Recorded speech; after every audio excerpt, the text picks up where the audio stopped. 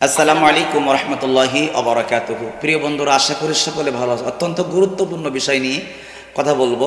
যে আমাদের এক ভাই প্রশ্ন করেছেন যে কুরবানি কোন কোন কাজের দ্বারা আপনি কুরবানি করলেও কুরবানি আল্লাহর দরবারে কবুল হবে না, এই বিষয়টি আমরা জানার জন্য আমার এই ভাইয়ের প্রশ্নের উত্তরে আমি আপনাদেরকে বলতে চাই, 6টি কাজ, যে 6টি কাজ আপনি করলে আল্লাহর দরবারে আপনি কুরবানি করার পরেও এই কুরবানি আপনার কখনোই আল্লাহর দরবারে গ্রহণযোগ্য হবে না এবং কবুল হবে না। নাম্বার 1, একটা হলো যে গোশত খাবার নিয়েতে যদি আপনি কুরবানি করেন তাহলে এই কুরবানি আল্লাহর দরবারে কবুল হবে না। কুরআনুল কারীমে আল্লাহ সুবহানাহু ওয়া তাআলা বলেন, ফাকুলু মিনহা ওয়া আত'ইমুল বাঈসাল ফাকির, তুমি নিজে খাও এবং ফকির এবং মিসকিন যারা আছে তাদেরকে তোমরা খাওয়াও।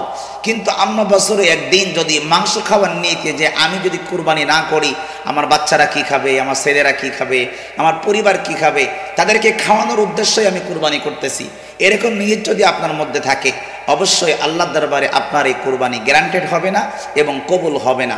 আপনাকে এই গরুর মাংস আপনাকে খাওয়াতে হবে, মিসকিনকে দিতে হবে, নিজেও খাইতে হবে এবং আল্লাহকে খুশি করার জন্য হতে হবে, তাহলে কবুল হবে। নাম্বার 2 নম্বরে যে বিষয়টি করলে আপনার কুরবানি আল্লাহর দরবারে কখনোই কবুল হবে না সেটি হচ্ছে হারাম উপার্জন। অর্থাৎ আপনি যে কুরবানি করতেছেন আপনার উপার্জিত টাকা, যে টাকা দিয়ে আপনি কুরবানির পশু ক্রয় করবেন, ওই টাকাটা যদি হারামের টাকা হয়, সুদের টাকা, ঘুষের টাকা কিংবা অবৈধভাবে উপার্জন করা টাকা হয়, ওই টাকা দিয়ে যদি আপনি কোরবানি করেন তাহলে আপনার কোরবানি আল্লাহর দরবারে কবুল হবে না। কারণ আমরা যেটাই করি না কেন সবই তো আল্লাহর খুশির জন্য। আল্লাহ সুবহানাহু ওয়া তাআলা সূরা কাউসারের মধ্যে বলেন, ফাসাল্লি লিরাব্বিকা ওয়ানহার, আপনি নামাজ পড়ুন এবং কুরবানি করুন আল্লাহর নামে। আমরা আল্লাহর নামে কুরবানি করব, তো আল্লাহর নামে কুরবানি করতে হলে আমার রব্বুল আলামিন যদি কবুল করে থাকেন তাহলে হারাম উপার্জিত টাকা দিয়ে যদি আপনি কুরবানি করেন, হারাম কি আল্লাহ পাক পছন্দ করেন? অবশ্যই আল্লাহ হারাম তো পছন্দ করেন না।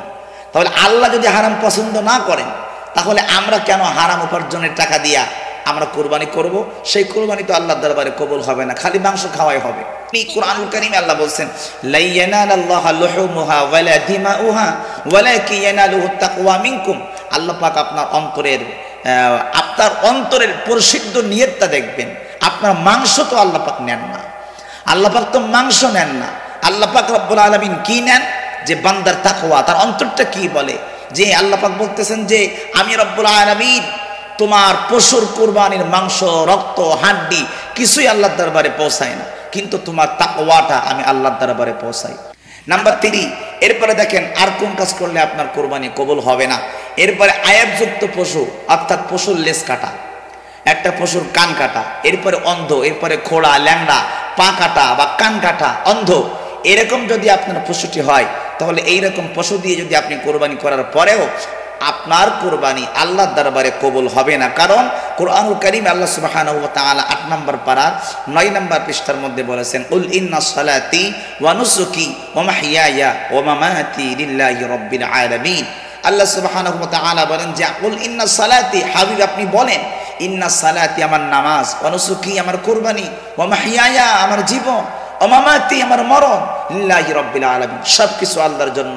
তো যদি আল্লাহর জন্য আপনার হয় সবকিছু, তাহলে আপনি আল্লাহকে যখন খুশি করবেন, আপনার প্রিয় মানুষটাকে যখন আপনি খুশি করতে যাবেন, তখন কি খারাপ কোনো গিফট, খারাপ কোনো উপহার দিলে আপনার প্রিয় মানুষ খুশি হবে?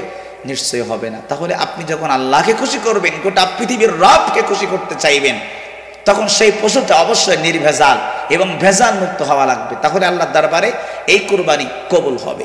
এরপরে আরেকটি কাজ যেটা করলে আপনার কুরবানি কবুল হবে না 4 নম্বরে, সেটা হচ্ছে যে নিয়ত বিশুদ্ধ হওয়া লাগবে।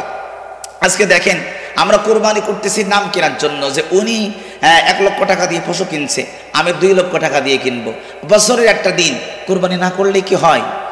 বাচ্চারা কি খাবে? তারা না খেয়ে থাকবে, অন্যরা খাবে, আমার বাচ্চারা খাবে না। আপনার নিয়ত তো আল্লাহকে খুশি করার জন্য না, আপনার পরিবারকে মাংস খাওয়ানোর জন্য, নাম কেনার জন্য। যে ও 1 লক্ষ টাকা দিয়ে কুরবানির পশু কিনছে, আমি 2 লক্ষ টাকা দিয়ে কিনবো। ও ছাগল কিনছে, আমি গরু কিনবো। ও 50,000 টাকা দিয়ে কিনছে, আমি 1 লক্ষ টাকা দিয়ে কিনবো। এই যে একটা প্রতিযোগিতা, এটা যদি আল্লাহকে খুশি করার জন্য করেন যে না আমি যত বেশি দিতে পারবো আমার আল্লাহ পাক খুশি হবেন, তাহলে ঠিক আছে। কিন্তু যদি উদ্দেশ্য হয় প্রতিযোগিতা, যে ওর থেকে আমার সুনাম বেশি, আমার টাকা পয়সা বেশি, আমি না দিলে মানুষ আমাকে বোকা বলবে, আমাকে খারাপ বলবে, আমার মান সম্মান থাকবে না, আমার মর্যাদা ক্ষুণ্ণ হবে।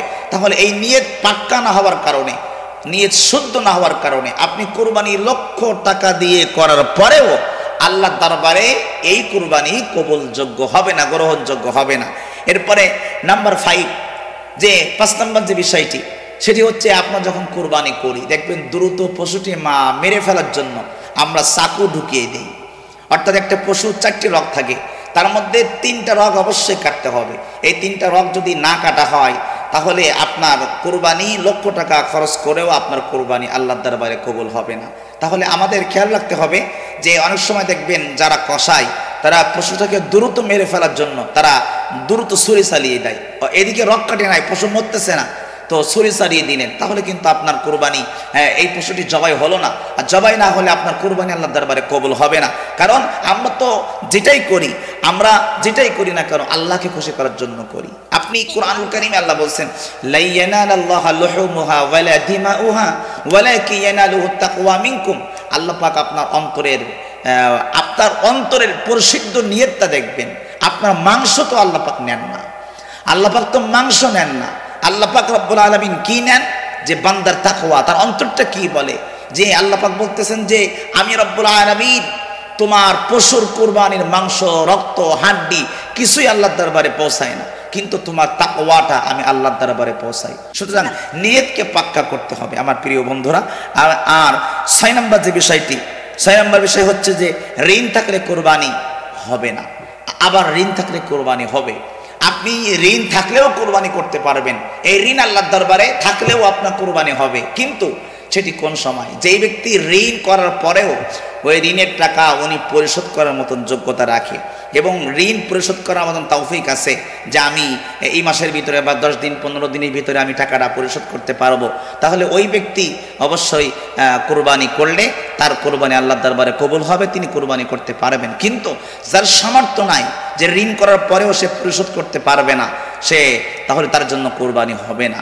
আপনি ঋণ করে যদি এই অবস্থায় কুরবানি করেন তাহলে আল্লাহর দরবারে এই ঋণের বোঝা আপনাকে বহন করতে হবে, আপনার কুরবানি আল্লাহর দরবারে গ্রান্টেড হবে না, কবুল হবে না। এই 6টি বিষয়, এই 6টি মারাত্মক ভুল থেকে যদি আমরা ফিরে না আসি তাহলে হাজারো লক্ষ লক্ষ টাকা দিয়ে পশু ক্রয় করে আমি কুরবানি করলেও আল্লাহর দরবারে এই কুরবানি পৌঁছাবে না, কবুল হবে না। আল্লাহ সুবহানাহু ওয়া তাআলা এই 6টি কাজ থেকে আমাদেরকে বিরত থাকার তৌফিক দান করুক। ভালো থাকবেন, সুস্থ থাকবেন। আবারও দেখা হবে নতুন কোনো ভিডিওতে। আসসালামু আলাইকুম ওয়া রাহমাতুল্লাহি ওয়া বারাকাতুহু।